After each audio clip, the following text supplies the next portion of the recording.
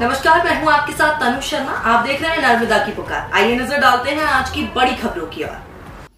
विधानसभा चौरई में भारतीय जनता पार्टी का सक्रिय सदस्य सम्मेलन हुआ समापन।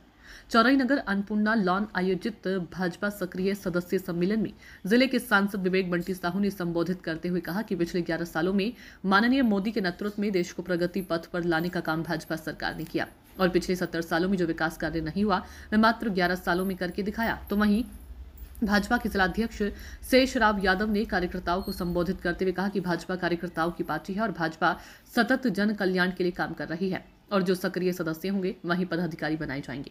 आप सबकी मेहनत से और लगन से आज भारतीय जनता पार्टी से हमने सांसद को जिताकर लाई हैं, तो वहीं सम्मेलन देखकर मैं प्रभावित हूं और ऐसा सम्मेलन हर मंडल स्तर पर होना चाहिए और हर कार्यकर्ता को पार्टी के लिए काम करना चाहिए। वहीं भाजपा की ओर विधानसभा प्रत्याशी लखन वर्मा ने संबोधित करते हुए कहा कि भारतीय जनता पार्टी का सफर 1980 से अब तक कार्यकर्ताओं की मेहनत और लगन का नतीजा है कि आज विश्व की सबसे बड़ी पार्टी है। इस अवसर पर जिले के एवं कार्यकर्ता जिले के सांसद विवेक बंटी साहू, जिलाध्यक्ष शेषराज यादव, विजय पांडे, अजय सक्सेना, पूर्व जिला उपाध्यक्ष शैलेंद्र रघुवंशी आदि मौजूद रहे। चौरई से योगेश जैन की रिपोर्ट। और हमने देखे 2G स्पेक्ट्रम घोटाला, कोयले का घोटाला, कॉमनवेल्थ का घोटाला, कहीं उस सरकार ने कुछ नहीं छोड़ा था। हर जगह घोटाले और भ्रष्टाचार। फिर उस समय देश की स्थिति भी बड़ी गड़बड़ थी। प्रतिदिन कहीं ना कहीं कोई ना कोई बड़ी घटनाएं होती थी। कहीं आतंकवादी हमले होते थे, कहीं नक्सलाइट हमले होते थे, कहीं माओवादी हमले करते थे। तो पूरे देश की स्थिति ऐसी बदतर हो गई थी कि देश के लोगों को अपना भविष्य अंधकारमय दिख रहा था। देश के जनता की छोटी सी आशा के किरण के रूप में नरेंद्र मोदी जी दिखे और मोदी जी को देश की जनता ने प्रधानमंत्री बनाया। और मोदी जी ने प्रधानमंत्री बनते ही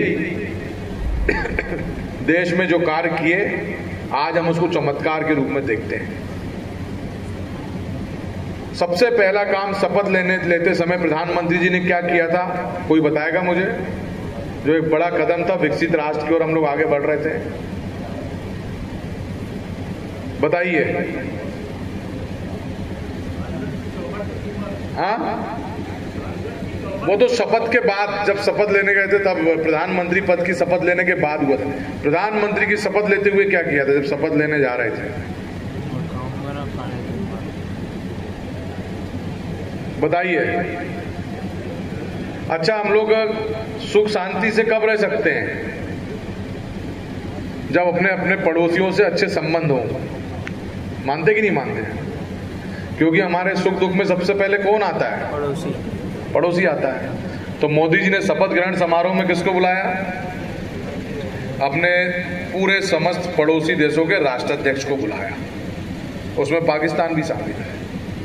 और एक दुनिया में नया उदाहरण पेश किया। हमारे भारत के लिए तो पहली बार था कि शपथ ग्रहण में पूरे हमने पड़ोसी देशों को बुलाए और वहीं से भारत के विकसित राष्ट्र की बुनियाद पड़ गई थी और वहीं से शुरुआत हुई। नहीं तो कांग्रेस के शासनकाल में पूरे हमारे इतने पड़ोसी देशों से सबसे खराब संबंध थे। प्रधानमंत्री जी की पहल कि सभी पड़ोसियों से अच्छे संबंध बने, उनसे व्यापार के समझौते हो और अन्य जो समझौते देश की सुरक्षा को लेकर के होते हैं वो हुआ। पहली बार किसी सरकार ने ये काम किया, शुरुआत हुई कि अपनी परंपरा, अपनी संस्कृति और अपने सभ्यताओं को साथ में लेकर के किसी सरकार ने चली, तो नरेंद्र मोदी जी ने उसकी शुरुआत करी। साथियों, मोदी जी की सरकार आई, उस समय पूरी अर्थव्यवस्था चकनाचूर थी, हालत खराब थी। मोदी जी ने अर्थव्यवस्था सुधारने का काम प्रारंभ किया। हमारे देश में ऐसे करोड़ों लोग थे, करोड़ों नाम, मैं लोग नहीं बोलूंगा, करोड़ों नाम ऐसे थे जो इस दुनिया में नहीं है।